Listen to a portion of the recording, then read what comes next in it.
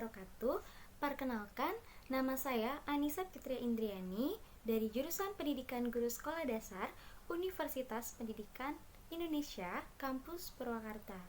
Di sini saya akan menjelaskan pengelolaan kelas di SD tentang bagaimana cara mentertibkan kelas yang ramai atau kelas yang ribut.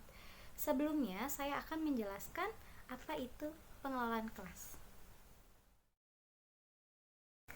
Pengertian pengelolaan kelas. Pengelolaan kelas merupakan keterampilan seorang guru untuk menciptakan dan memelihara sebuah kelas yang kondusif dengan maksud agar tercapainya kondisi yang optimal sehingga kegiatan belajar mengajar dapat berjalan dengan baik. Selanjutnya, tujuan pengelolaan kelas.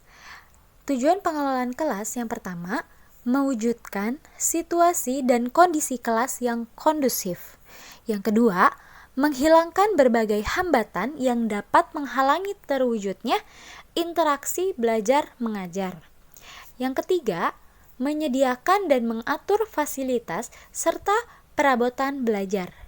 Yang keempat, membina dan membimbing sesuai dengan latar belakang sosial, ekonomi, budaya, serta sifat-sifat individu. Keterampilan mengelola kelas. Dalam suatu kelas atau ruangan, seorang guru sebenarnya mempunyai dua permasalahan pokok, yaitu pengajaran dan manajemen, di mana keduanya mempunyai penanganan sendiri. Pengajaran harus diatasi dengan cara pengajaran yang baik, sedangkan manajemen dengan cara pengelolaan. Aspek yang paling penting dalam proses belajar mengajar yaitu pengelolaan kelas, di mana pengelolaan tersebut merupakan proses terjadinya tingkah laku yang kompleks dan seorang guru menggunakannya untuk menciptakan dan mempertahankan kondisi kelas secara efisien dan memungkinkan siswa dapat belajar dengan memperoleh rasa nyaman. Selanjutnya, keterampilan mengelola kelas merupakan keterampilan yang digunakan oleh seorang guru dalam proses pembelajaran guna untuk mengkondisikan belajar siswa dengan harapan supaya terjadi suatu kondisi kelas yang kondusif. Memaksimalkan sarana dan prasarana, menjaga keterlibatan siswa, menciptakan dan mempertahankan kondisi belajar yang optimal dan rasa nyaman dalam proses belajar mengajar. Pengelolaan kelas sendiri berbeda dengan pengelolaan pembelajaran.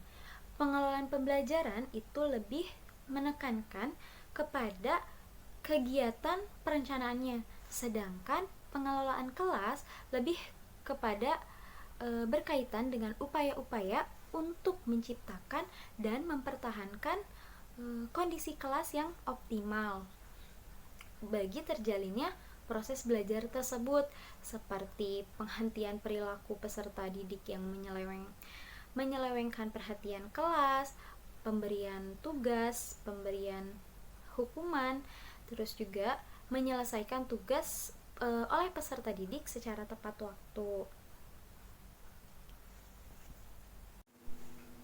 Selanjutnya, saya akan menjelaskan pengelolaan kelas di SD tentang bagaimana cara mentertibkan kelas yang tidak kondusif atau kelas yang ribut.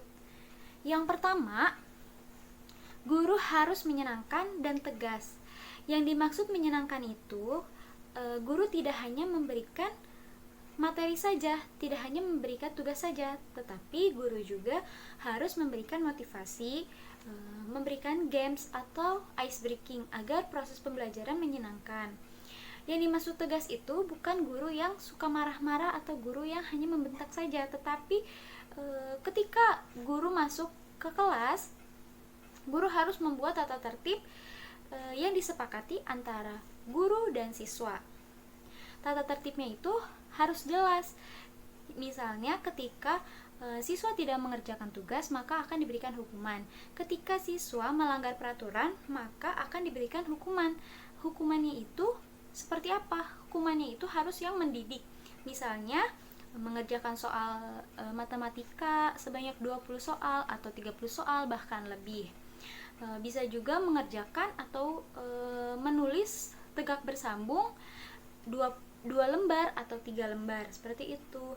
Jangan yang menghukum siswa untuk berdiri di depan kelas, di hadapan teman-temannya, disuruh keluar kelas atau disuruh berdiri di lapangan. Justru itu akan membuat siswa merasa takut dan merasa malu terhadap teman-temannya, akan menjadikan siswa malas untuk.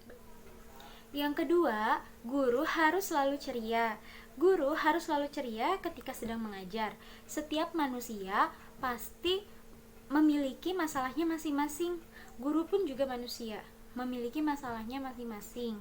Tetapi sebagai guru harus selalu ceria di saat sedang mengajar atau di saat sedang berhadapan dengan siswa. Karena apa? Karena kalau muka guru atau ekspresi guru cemberut atau judes, itu justru akan membuat siswa merasa takut untuk bertanya kepada guru, akan mempengaruhi kondisi kelas, mempengaruhi proses belajar, dan mempengaruhi situasi yang ada di sekeliling. Maka dari itu, kita sebagai guru harus bisa menutupi masalah atau kegalauan yang sedang kita rasakan agar terjalinnya suatu kondisi kelas yang kondusif. Yang ketiga, guru harus tetap membimbing siswa pada saat belajar. Guru harus tetap membimbing siswa pada saat siswa sedang mengerjakan tugas. Jangan sampai guru sibuk dengan urusannya sendiri. Kadang ada guru yang ketika siswa sedang mengerjakan tugas, guru pergi keluar. Guru meninggalkan kelas begitu saja tanpa memperhatikan siswanya yang sedang mengerjakan tugas. Alhasil kelas jadi rame, kelas ribut, anak-anak ribut, kelas menjadi tidak kondusif. Maka dari itu, kita sebagai guru atau calon guru ketika sedang mengajar atau kita sedang memberikan tugas kepada siswa, maka kita wajib sekali berada di kelas agar siswa terperhatikan oleh kita, oleh guru. Jadi siswa tidak akan tidak akan dapat celah untuk bercanda seperti itu. Contohnya, kita bisa bilang seperti ini. Untuk yang belum ngerti, boleh ditanyakan ke ibu ya anak-anak. Jangan sampai kalian tidak mengerti tapi kalian tidak menanya ke ibu. Jadinya nilai kalian jelek dan jawaban kalian. Yang keempat, mengapresiasi hasil kerja siswa. Ketika siswa sudah mengerjakan tugasnya, jangan hanya dikumpulkan saja. Beberapa hari baru dinilai oleh guru. Jangan seperti itu. Luangkan waktu sebentar untuk menilai hasil kerja siswa pada hari itu, karena itu dapat membuat siswa senang. Ketika siswa mendapat nilai 100, mereka akan senang, mereka akan lebih giat lagi belajarnya. Ketika mereka mendapatkan nilai yang jelek, mereka melihat di mana yang salahnya.